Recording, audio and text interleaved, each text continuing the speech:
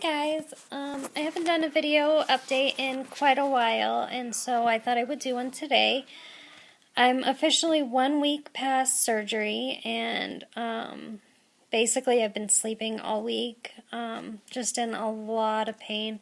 It was a lot more than I had anticipated. So I'm just going to kind of go over what had happened. Obviously I'm laying down. I'm in the living room at my mom's house. She's taking care of me this week. She brought my old bed out into the living room, and I've just been kind of hanging out here.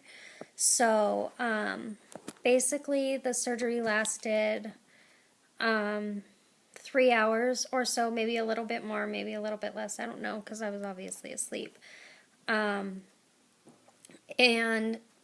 sorry, they had found some tissue and scar tissue and adhesions and stuff on one of my ovaries that they removed, and just in the area. And they also found a polyp.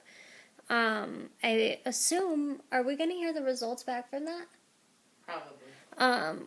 We assume that we're going to hear the results back from that. They don't quite know what the polyp was from or the scar tissue, because it was actually on, like, we have a photo of it attached to the ovary and then just kind of sitting on top of my uterus. So I don't know what that's from. And the area around my gallbladder and my appendix, they said, looked fantastic. There was absolutely no tissue or anything there. So we'll hear back from that. And then my tubes were amazingly fine. They said everything passed perfectly fine through there, so there was no issues.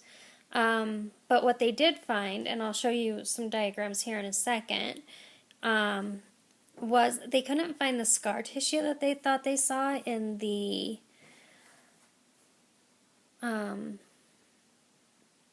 ultrasound. What it turned out to be actually was a septum, but the septum basically took up my entire uterus.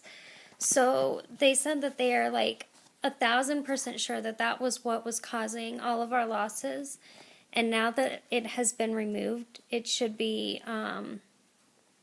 we should have no problems conceiving, they said.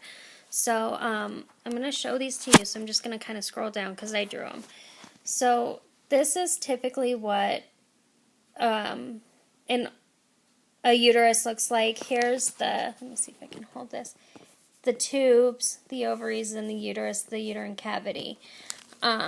Most people with a septum in their uterus have one of these two. This is, I can't think of, it's like acetate septum or something like this, and a partial septum. Most uterine abnormalities are this one right here.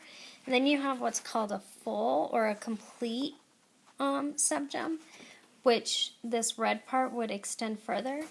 But this is what my septum looked like, this pink part. It covered basically my entire uterus. So once the eggs came out of the tubes, they basically had nowhere to go to look for anywhere to implant. So they're thinking that they were implanting on the septum itself. And because it took up my whole uterus, they couldn't really see it on any of the ultrasounds or anything like that, because they thought they were looking at my entire uterine cavity, not this big piece of tissue. So what they did was they completely cut this part off and removed that entire septum. So my uterus now looks like this. And then they went through and they actually put a balloon up in there and then filled the balloon with saline solution to keep my uterus open and to prevent it from creating any scar tissue, because then we would have more issues than when we went in. So we have to wait 3 months before we can try again, which is now, we're down to 11 weeks. I'm counting weeks. My husband's counting months because weeks sound less time. Obviously right now I have no desire to even try and start a family with all that stuff that's going on up in there. But someday, I'll feel like it again. And then here is a picture from my phone actually of what my belly looks like. As you can tell, I blued out the inappropriate parts, but they made incisions on both of my hips and then one on my belly button. So, I'm in a lot of pain, a lot of pain. But they said, it's kind of to be expected from what they did and what they found. So I go back in on Wednesday or Thursday. Wednesday apparently, for my 2-week checkup, and they're going to determine then if they're going to take the balloon out or not. They want that balloon to stay in for 3 weeks. So I also have a follow-up appointment 3 weeks on May 5th with the fertility specialist to remove the balloon. And to find out what our next steps are. I would assume, since we were able to get pregnant before doing, the ovulation kits and just temping, that we can continue doing what we've been doing because it obviously worked. And now that I hopefully have a functioning uterus, we should really be able to have a baby quickly. Sorry, that glare is driving me crazy.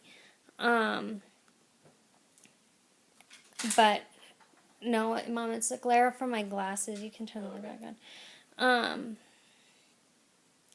But who knows? She may be wanting us to do something different. But I am on estrogen, so I stopped taking the birth control and immediately went on to estrogen pills to suppress my period some more. And to help the wall to heal. My mom says it's to help thicken the wall, but I don't think that's the case. I don't care how it works. The fact of the matter is that I still haven't had a period since March 23rd or 24th, something like that. So I have no idea where I would technically be in a cycle or not, because I haven't had, I went 3 weeks on the birth control and then immediately to the estrogen, and I will be on the estrogen until that balloon comes out. And then I'm also on antibiotics to keep infection away while that balloon is in there. So that's about it as far as updates go.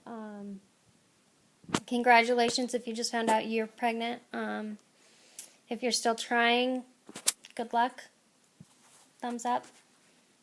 Or you could take a break with me. I have to take a break. And I will update probably. I'll do some just blog updates here and there as I go. And then I'll probably do a video update next week. So, happy Easter. Talk to you guys later. Bye.